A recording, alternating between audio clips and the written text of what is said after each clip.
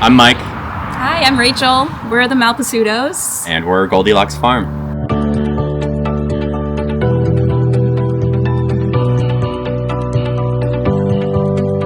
We're a small-scale, diversified, low-till vegetable and herb and flower farm out here in Everett, Washington on ancestral Tulalip and Snohomish land.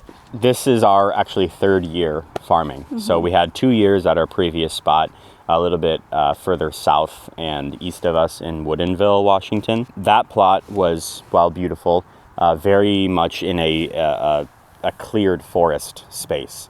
So we had a lot of really large trees completely around us, and it lacked a lot of full sun pretty much across the entire farm. So we spent the first 2 years of our existence learning how to grow vegetables in low light, and it's been a shock how quickly things grow out here where there's full sun. I would say the majority of our customers are restaurants around the Seattle region. I personally really like growing for them because they have, a same shared deep love and respect for produce and good food and locally grown things, and being able to sell a really unique herb or a flower to them that you definitely won't be able to find in a grocery store is really special to us. We used to grow for a farmer's market in our past 2 years, and we've done CSAs in the past, and while they're great, they are very high amounts of effort. We just found that this outlet really works for us and our lifestyle. And we really like that we don't have to harvest until an item is actually sold, so there's very little waste involved. Most of this farm had been overgrown with the grass and weeds from years prior. We just felt that we couldn't get in there with just hand tools to break the soil and get growing. So we did bring a tractor in with a rototiller, and we tilled up each of these 4 plots. But since then, and then in the future, we plan on not actually tilling again. So now all we use is hand tools. So a rake and a hoe and a shovel and our hands. Yeah.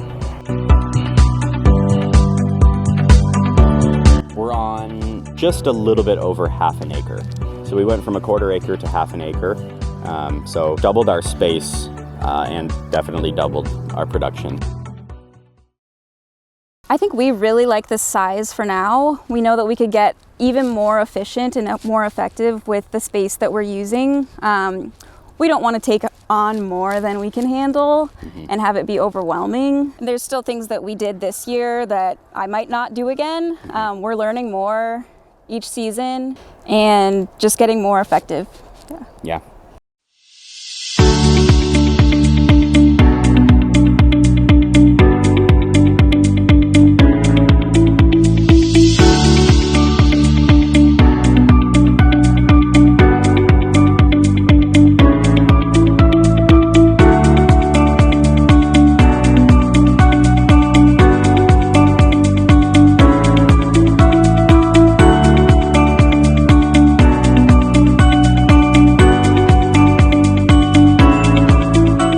We're here at the asparagus patch.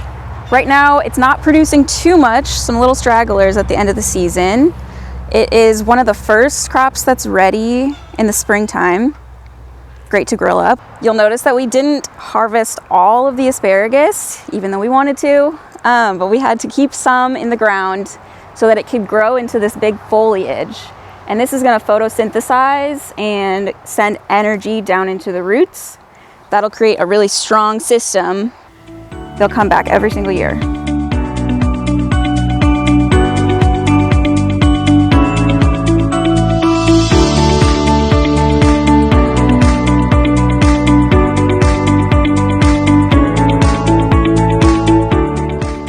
Entering the blueberry patch.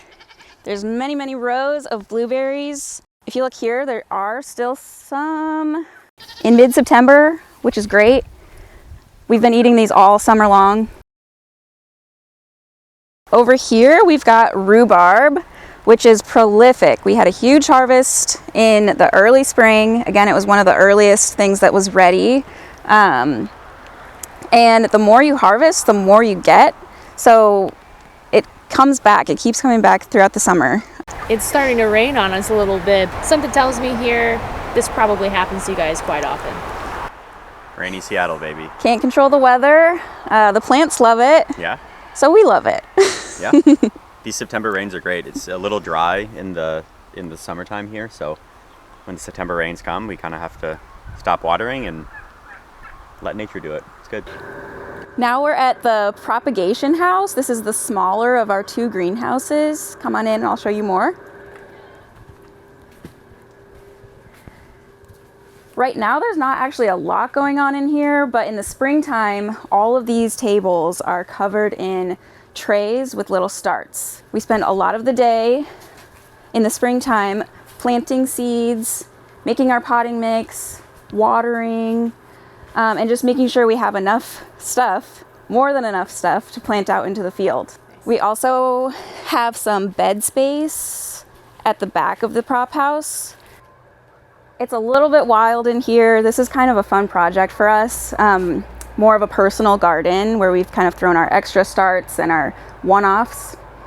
We've got some poppies that came up. We didn't actually plant those, but they volunteered themselves. And now they are drying. There's some seed pods. We've got some extra tomatoes. This is an indigo apple variety. Super pretty. And then just some herbs and peppers in here as well. All these plants really like the extra heat that the greenhouse provides. We've got a couple experimental eggplants. I've never grown these before, so we just wanted to try it. We've got a couple, so that's super exciting. And then we'll continue on to our main greenhouse. This one's almost twice the size of that one, and it's all in-ground bed space. We have it kind of organized where we've got tomatoes in between peppers. We have 4 different varieties of tomatoes. Lots of them are ready for harvest right now, actually. We kind of have to think about our climate and location. We have a shorter summer here. And so some of these plants that take a really long time to mature, we're not able to grow very many of them. Heirloom tomatoes, they do take longer to ripen. Cherry tomatoes tend to be an earlier harvest and more consistent. So we really like that about them. Yeah, a lot of them are ready right now. We have been harvesting. We just had some sun, and so a lot of them ripened up. You can see, for example, on here, there's kind of a gradient of ripeness. The ones at the top here are more ripe. These are gonna be super sour and tough, not quite ready yet. But we'll come through, pick these ones, then in maybe a week or so, these ones will be ready. We'll have successions of harvest.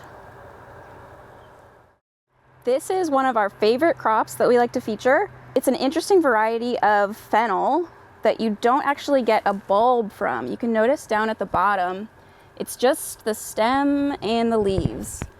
What you get out of this is herbs that taste like fennel. So it's a really strong licorice flavor. They're almost sweet. I could see you using this in a dessert with fruit. I love to put it just on top of pizza or in a sandwich. But they're a really unique plant that not a lot of people know about.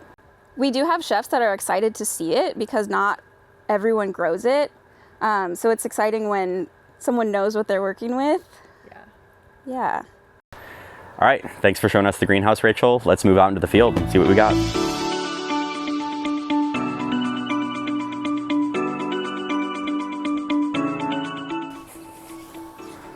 All right, this here is Goldilocks farm proper. This is kind of where all the magic happens.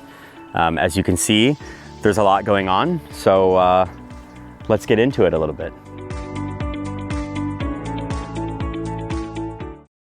As you guys know, we mostly grow for wholesale for restaurants, and one of those things that they really like is herbs and leafy greens and edible flowers as well. So this is kind of where a lot of that happens. As you can see, we've got some dill. These dill heads, people love them. So we grow them, we let them grow until they're flowering, and then we create little bundles out of them, and it's great for pickle season. Remember, it's the end of September, so a lot of this stuff is kind of on its last legs. So for example, this calendula here. This is an edible flower. It's really tasty, really fragrant, and really beautiful as well. You could see a couple of the flowers are still ripe and, you know, blooming, and they look beautiful. Most of it though has gone to seed.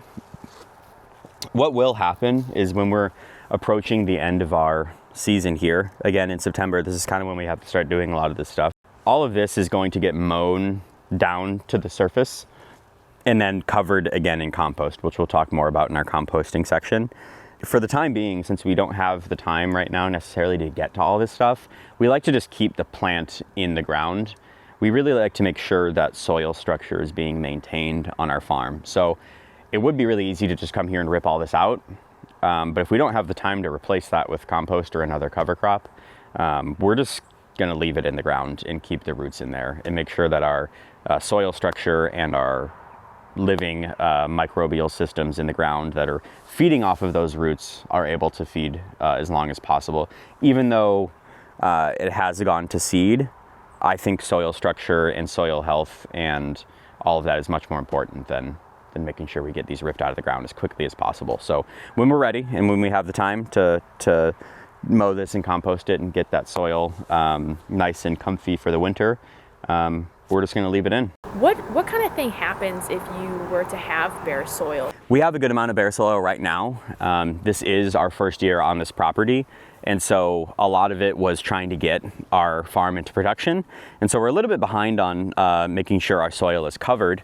But what ends up happening when you get bare soil is you end up with, especially when it's like dry in the summertime, you end up just with like this loose kind of sandy soil like this that can leach away its nutrients. When it rains, it can wash away. It can basically just wash away in the wintertime especially, and it will actually turn really muddy here if it's just straight up dirt and it's raining all the time. It'll get really muddy and kind of, you know, sucks the air out of the soil, and we'd like to make sure it's covered to protect the microbial life that exists inside of that soil, if that makes sense. So in this soil is a bunch of living things. There's macro life, things like worms and grubs and bugs and spiders and stuff, and then there's also micro bugs, so bacteria and fungi and those kinds of things that we want to make sure are thriving. So those things do a lot of work for us.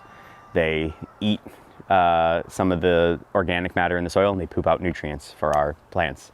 And so if we are constantly ripping up roots that they're feeding on and constantly tilling their environments in and killing their habitat, they're no longer able to do all that work for us. And so that's why we like to make sure our soil is covered to give them a nice healthy home. Ideally, it's covered with a crop. Roots are best, plants are best. Next after that is compost. Getting them under a layer of mulch is good. And then last case, if there's really like no time to do anything, we'll cover that up with a tarp to kind of keep it away from the elements and protected as much as possible in the wintertime. But again, that's last resort. Right now, we've got some bare soil patches. We actually just harvested these carrots this week and last week. And so our next step after this is to get all this irrigation up and composted. Yeah, it's really important for soil health to have plants in it. If you look at like the Great Plains, for example, and you look at a native grassland, there's always grass growing. There's always roots in the ground, and they grow, they die, the new ones come up through the old stuff, and it's just layering all this good organic matter. And we want to try to simulate that as best we can. Obviously, you know, we're just two people. We can't get around to everything. And so what we're going to try to prevent this summer is all that, or this winter, sorry, is all that erosion. We're going to come in here and put some compost on that to protect it as much as possible. And it gives us like a really easy time in the spring. So it'll suppress most of these weeds.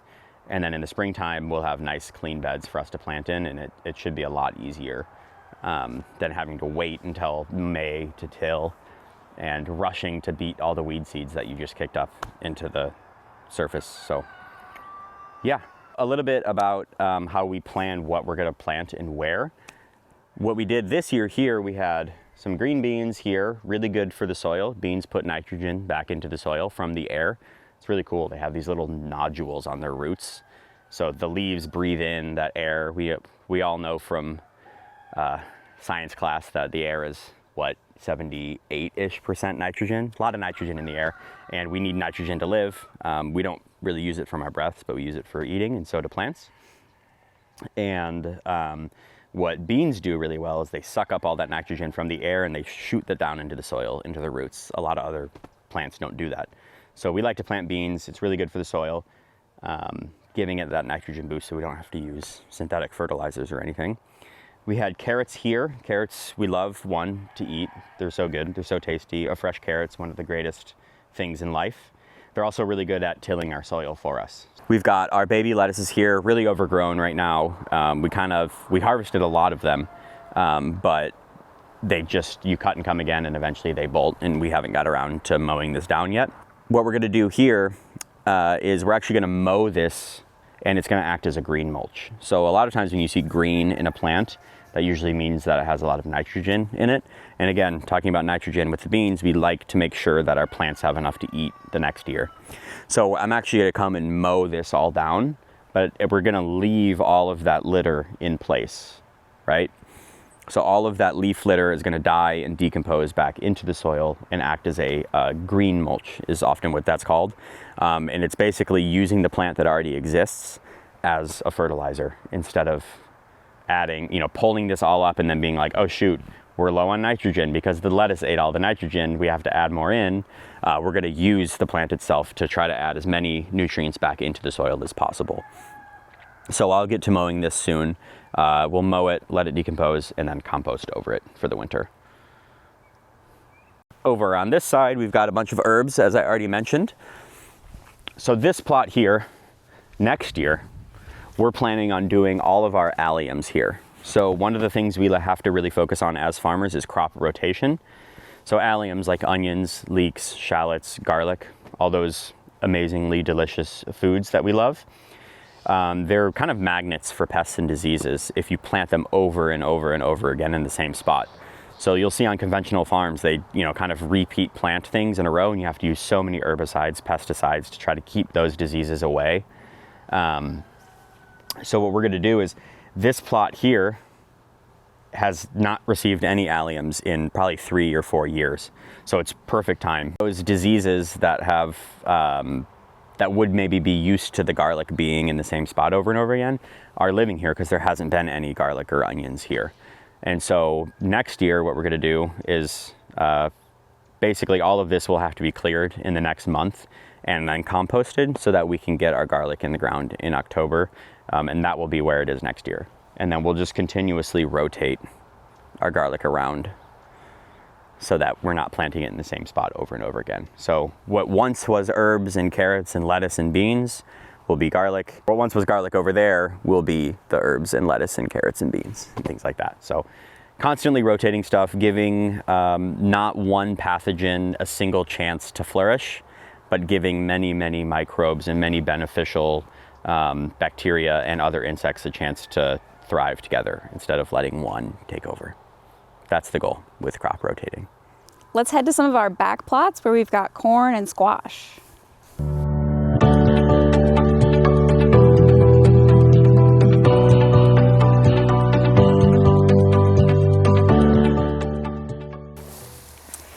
Here we've got our sweet corn. This is our first time growing corn, so super exciting to see it go from seed to harvest. You're here on the perfect week. It's just ripe right now. So we've got some beautiful yellow sweet corn. Nice and ripe. Big juicy yellow seeds. And you can eat it raw. This plot over here is mostly our squash. Each plant's taking up a lot of space. We have them about 3 feet apart, which seems like a lot when they're tiny little plants. But at this point in the year, they've got so much foliage, you cannot even see the tarp that we put down. So we put down this landscape fabric because we knew it was gonna be hard to get in between each plant to do lots of weeding. So this just gives us some peace of mind, makes it simple. We started most of our squash seeds in the spring around March. And then when they were ready to transplant in May, we put them in their holes. And the drip line goes underneath the tarp, so each plant gets its own water. This is a fun variety that's closely related to delicata, so it's going to be super sweet. It's called honey boat squash.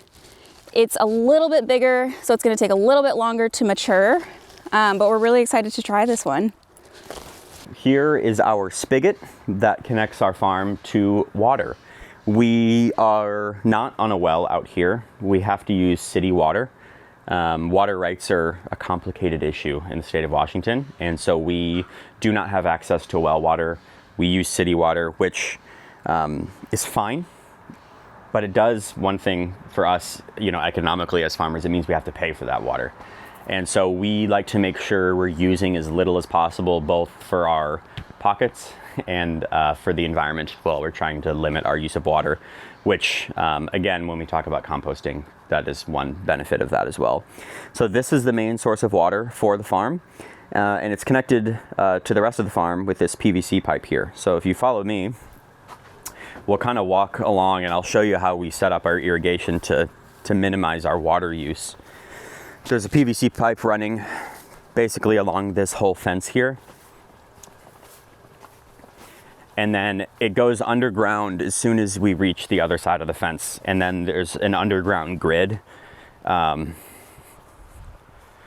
an underground grid. So every one of the 4 plots on this farm has these faucets here. So we connect a hose here. It's currently turned on, but not running right now because the timer isn't turned on. So every single plot there's 4 of these on the farm. So we have 4 points of water connection, and we run what's called drip tape. So starting here, there is like this black tube where we connect our water source here, and it's got a pressure gauge to make sure the water pressure never goes too high. The water runs through that tube and fills up these drip tapes, is what it's called. So drip taping is a really, really, really efficient way to water crops. We have a lot of drip tapes on this plot here because we wanted to water pretty consistently the whole plot. But what it is you've got this tape here. It's a flimsy tape that rolls up really nicely. And then every 1 foot, there's little holes. So you only water on that one little spot, and it kind of spreads out, decently. But it makes sure that we are not overwatering the whole field, and it really only is watering specific plants. And it's really noticeable. Like, say we're doing kale or something, we plant 1 kale plant every foot anyway. So we would just put the start right here, right next to that hole, at every hole, and then the water is only watering that kale. We don't want to be watering right here. We don't need to be. It'll just water weeds for us and make the weeds grow. And it also helps us save water because we're trying to limit our use. Overhead watering can be great if you're doing something like, a large field of cover crops or a large field of wheat or something. It can be great because everything is pretty evenly distributed. But for our purpose, we do a lot of transplanting, and drip tape is far and away the most cost-effective watering method for us. And a lot of it is nice because it can be regulated with timers. So we don't always have to be here. I can set it and say, hey, I want to water for an hour twice a week, and it'll just run. Really nice, really efficient, and you never have to just stand here with a hose feeling like you're wasting water. So all along these rows, we've got different kinds of cut flowers and flowers just for pollinators. We try to keep flowers all around the farm, and that just creates a thriving ecosystem. These are snow puff cosmos. This is a sunflower variety called Goldie Double. It's branching, so you don't just get one sunflower, you get many, and I'll get to harvest it multiple times. But it's got these huge heads that are super fluffy, like a lion's mane. I just love them. They did take a long time to mature because we had a cold spring, so a lot of our plants went dormant for a while. But now they've finally ripened up. I'm so excited to see them. So our flowers have lots of different purposes. Some of them are for arrangements. I like to cut them and make bouquets with them. It's a really great creative outlet for me. Tonight we're actually having a party with a neighbor, and I'm bringing some bouquets fresh from the farm. And I just wanted to point out another kind of flower that we've got here, which is an edible flower. It's quite medicinal. It's called calendula, and it comes in various colors, but it's one that we throw into our edible flower mix. This is chamomile that you can make into a tea. I drank so much of it this year. I almost got sick of it, but not quite. It'll reseed itself. So each of these flowers has tons of seeds in it. They'll drop on the ground, and then next year we'll have even more chamomile coming up. Awesome, we're coming up on the barn now. This is where we do a lot of our winter storage and a lot of our curing of vegetables. All of our alliums, so our onions and garlics and things like that, will get cured, so to draw moisture from out of the skins to create a nice dry protectant layer, just so they last a really long time and we have abundance throughout the winter. As you can see here, Rachel so lovingly braided all of our soft net garlic into these beautiful little braids that can hang here for even close to a year. They'll last. So making sure that these are getting nice airflow, hanging up in the air, getting air all around it will prevent some mold and will keep them healthy for the winter. Over here we have our hard net garlic. So this stuff here, you see this really long stem here, has a stalk running through it that's hard. Unlike the other ones that get braided, this can't get braided. So we just tie them up and hang them over this wire here, and it hangs just the same. Most of this here we're going to be using for seed. We actually will plant these in the ground in about a month. So the middle or end of October is when we get garlic in the ground back out in the field. It'll grow a little bit, go dormant in the wintertime, and then resume growing in the spring. So most of this stuff hanging here will be seed. So we sell what we don't save for seed. There's kind of a saying that you eat the small ones, sell the medium ones, and store the big ones. So the big ones we like to save for seed because that usually means we'll get the biggest ones year after year. In here, this pile here, this is just garlic that we're gonna sell. This is more the medium kind of the hard neck that I'm just cleaning up. You can see the difference between stuff that I've finished cleaning, take off some of the outer leaves and clip the roots a little bit. Makes it prettier to sell. That's huge. It's still pretty big. Yep. Is this elephant garlic? No, this is called music garlic. Interesting fact, elephant garlic is technically not garlic. It's technically more related to a leek, which they're all related, but this is a true garlic called music. It's a German hardneck, famously large bulbs, and it grows really well in our soils out here. So we've just kept growing it. No changes needed. So, and it helps. We don't have to buy seed anymore. We just kind of do our own. So this is an Italian variety of red onion called Rosa di Milano. So it's a northern Italian variety, which we like to grow northern Italian stuff. My family's heritage is northern Italy. So sometimes I see varieties like this and I get excited about growing them. It's a very, very sweet red onion. It's not too pungent.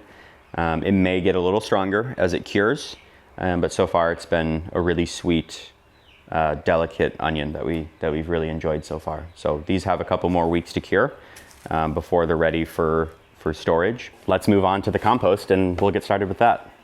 This is our compost pile. It is September now, so most of our crops are done and we're gonna be pulling them out of the ground. A lot of them have already come up, and we're gonna need to start putting compost down to, again, as I mentioned, protect the soil over the winter. And then hopefully we can sneak in a cover crop, and we'll talk about cover cropping, and we've got an example out there ready for you to go. So let me get a wheelbarrow full and we'll dump some compost on the ground. So I've got a wheelbarrow here full of our compost from that pile. This is mostly plant matter from crops that we have pulled or mowed, or weeds that we pull. And a lot of this is from years past. So we don't exactly know everything that's in this, but we do know that it's nice and rich in nutrients. We also share a farm with another farmer who does animals, and he will often add like the hay in which the chickens are eating and pooping into the pile. So there's a lot of that being incorporated as well. I assume it's pretty heavy in nitrogen, so it'd be good for green plants, but we want to be careful not to do it too much, just so we don't overfeed our plants. What I've got here is our old broccoli bed. So if you look out towards where that broad fork is, past that is all the old broccoli plants that we're starting to pull out of the ground. Those ones actually we do pull because the roots can harbor some pretty nasty fungus out here. And so we do pull brassicas out of the ground instead of chopping them in. But this front half here has been cleared. So I came in here with a hoe and cleared some of the weeds out of here, and I broad forked to aerate some of the ground without actually flipping it over. So it's a form of loosening up soil without actually tilling. And now it's nice and clear. You see it's this nice flat clear bed, but it needs compost. I don't want it to just sit like this over the winter, being bare soil and just kind of leaching nutrients off as it rains. I want to cover this with some type of mulch to keep the soil itself nice and protected. One thing I want to point out is these roots here. This is the grass rhizomes, that kind of nasty grass that we have. So if I just see them, I don't have to get all of them because that's basically impossible. But if I see any before I compost, I try to, pull up as many as I can. So let's get this barrow dumped onto the ground and kind of explain how it works. So I take a shovel and I fill a wheelbarrow and I just kind of dump it as I go, and we'll rake it out. It's a bit tedious. This is oftentimes people's kind of dread on farming. This is easily the most manual labor intensive part of doing a small scale farm by hand.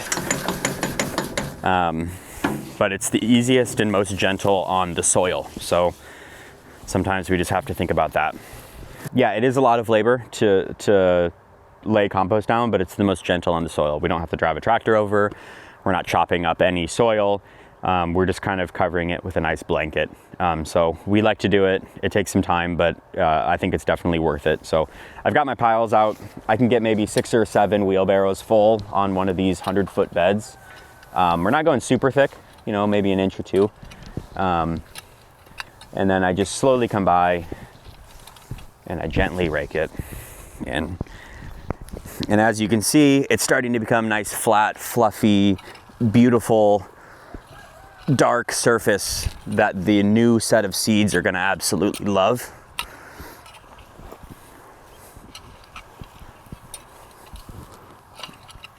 I flip it over so there's no forks, and then it's the flat side, and I just come in one single pull like that, and it creates a really flat surface. Thunder. Whoa. Really flat surface for the seeds here. And I'll actually come and break up some of these chunks here too.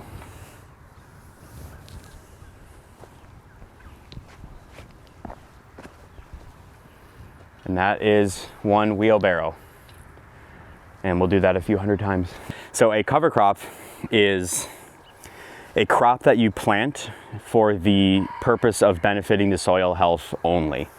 It's not a crop that you'll harvest for food or for cash. It's merely a placeholder for the time being so that the soil maintains its integrity. All those things that we've talked about before, we like getting cover crops in the ground. So I have an example of one bed we composted and cover cropped. Is this here. We composted this bed in the exact same way I did this bed. And that compost did a couple of things for us actually. One was provide nutrients for this cover crop that we got in. So the buckwheat is going to be pulling up a lot of nutrients from deep in the soil and bringing them to the surface through its leaves and into its root system. And the compost also suppresses weeds for us. There's no weed seeds at the surface anymore, right? So I've only actually ever pulled weeds here once on this bed, and the buckwheat has grown so voraciously that it basically has suppressed all other weed pressure because it's really shaded down there. So the weeds down below are getting no sunlight because the buckwheat kind of won the race. So that was mostly due to the help of the compost. It didn't have much competition because the compost acted as a weed suppressant. This crop here is really good at pulling nutrients up from deeper into the soil. And right now you can see it's flowering. Maybe in about a week or so, it'll start producing a seed. And right before it starts doing that, we're gonna wanna mow this down. And then we're gonna leave all these stalks there to dry out and act as like a hay mulch. And just, again, keep adding layers and adding layers. So ideally, we would have most of our farm covered in this kind of stuff towards the end of September. Again, it's our first year and there was a lot to get around to. So we may not get around to it this year, but we're going to try to get as much of this stuff in the ground as possible to, keep our soil structure strong. So this is buckwheat. It's a great cover crop. We have some more. We're going to do crimson red clover. Crimson red clover is a legume just like beans are. So they'll help put nitrogen back into the soil. And then we also have some phacelia, is a really beautiful flower that will hopefully grow some flowers in the spring and bring some pollinators early.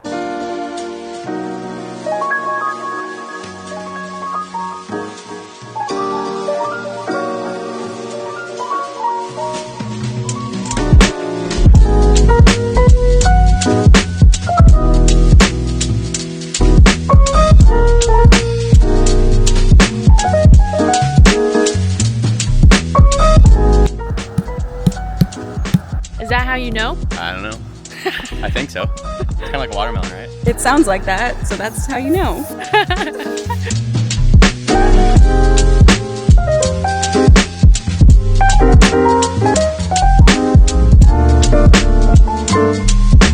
We're gonna get started with our dough here. And the first thing is we're just going to sort of add our ingredients together, and then we'll do, you guys hear the chickens are getting excited. They're hungry, I'm hungry. Are you guys hungry? All right, let's do this. So first things first, we're gonna add the yeast to this lukewarm water. We want it to be about 110 degrees, just not too cold, not too hot. We want the yeast here to be happy.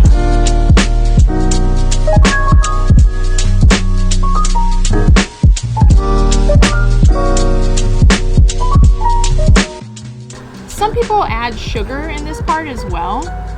I was actually already supposed to do that, so I'm not going to. We can go. Question is now, do we add the sugar or do we leave it? Because technically you don't really need it, but it does help the yeast to kind of give the dough a rise quicker. So we decided here we're gonna go ahead and just add it.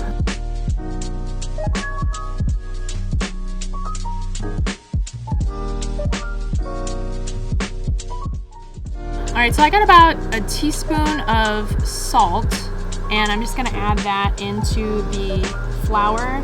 Make sure that we mix that in really well. We've got our flour and our salt. Now we're gonna add a tablespoon of olive oil. Yeah. So after we get done with this, we're just gonna let it sit for 20 minutes, and then we'll be ready to knead the dough.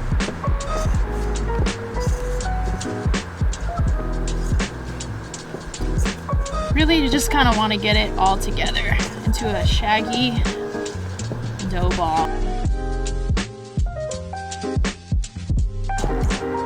Okay, so there is our initial dough ball.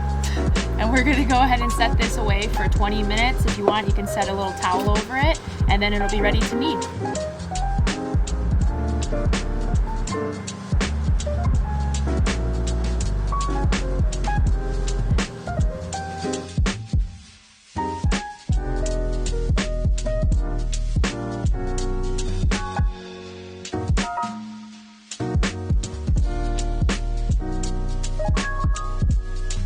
Okay, so it's been 20 minutes, so we're ready to take our dough and knead it. Now this is the part that kind of makes everybody nervous because so far we've just sort of incorporated our ingredients and people are like, I don't know how to make pizza, I don't know how to make dough. It's really pretty easy and I'm going to show you how to do it. So here we go. So basically you're just going to take the heels of your palm and kind of press away, turn, and then fold. Okay, and we just do it again. Turn, fold.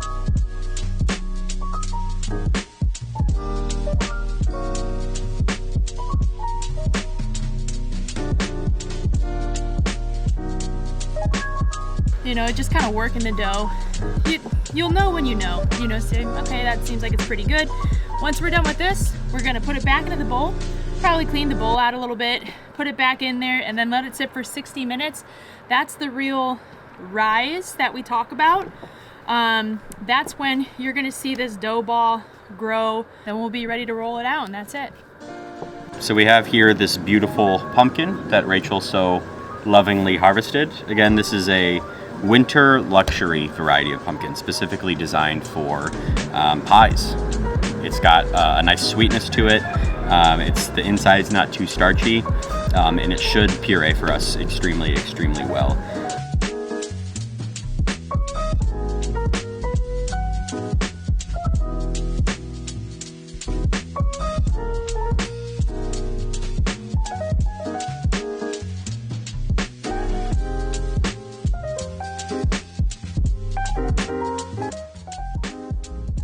We have a little bit of green on the outsides. Probably means it could cure for a little bit longer, but that should not be a problem for us. Normally, a pumpkin would kind of be curing in the same way that our garlic and onions cure, how we were saying in our barn. I think that would have given this outer rind here a little more time to ripen off the vine. So typically we'll harvest probably most of our pumpkins next week, and we'll let them cure in the barn for a good 3-4 weeks. And then they'll be perfectly ready for pie making.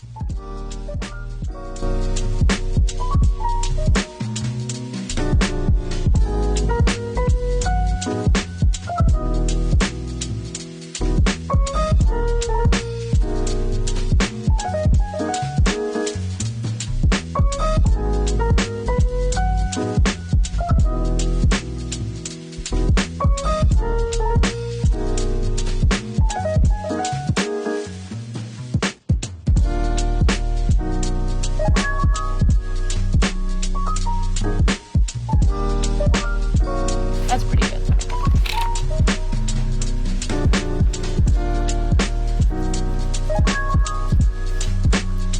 We've been flinging it up in the air that many times. That last time shouldn't scare us.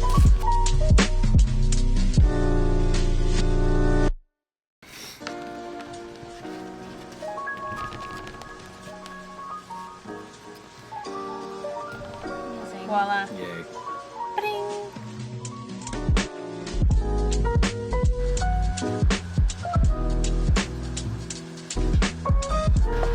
All right, we got a bunch of stuff here. Check out the caramelized onions. It's 2 whole onions. There's barely any left. They're brown. They're sweet.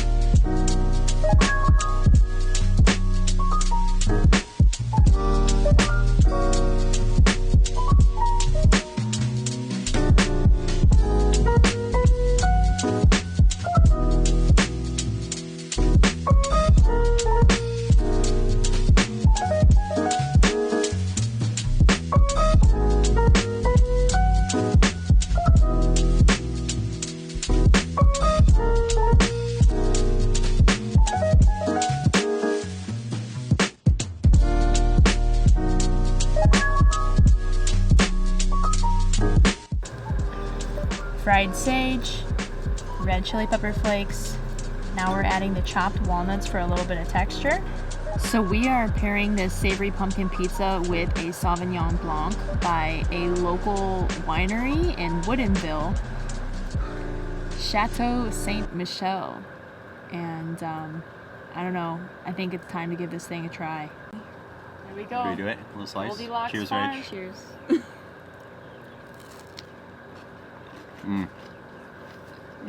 Crispy bottom.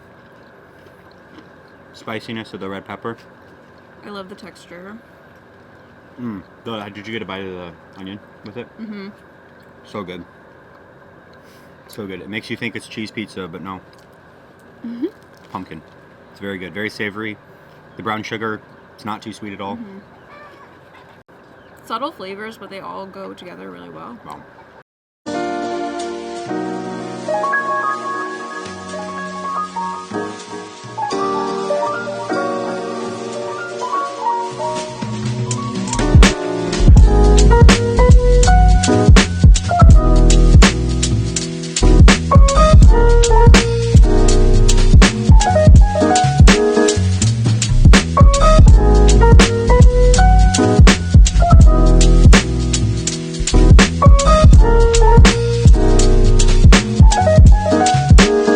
Good to get that. By the way, Mike, can you just say that one more time? I said, that dough. Perfect.